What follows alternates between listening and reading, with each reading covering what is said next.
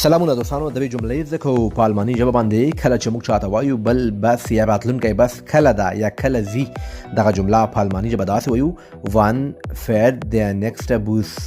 د مثال په تور زه وایم راتلونکی یا بل بس د درسو دقیقو وروسته وځي یا ځي، دغه جمله په الماني ژبه داسې وایو der nächste Bus fährt nach 30 Minuten. وای 30 دقیقې وروسته وځي. او که موږ چاته وایو مهرباني وکړئ، لږ صبر وکړئ یا مهرباني وکړئ صبر وکړئ، انتظار شئ، دغه جمله بیا په الماني ژبه داسې وایو bitte warten.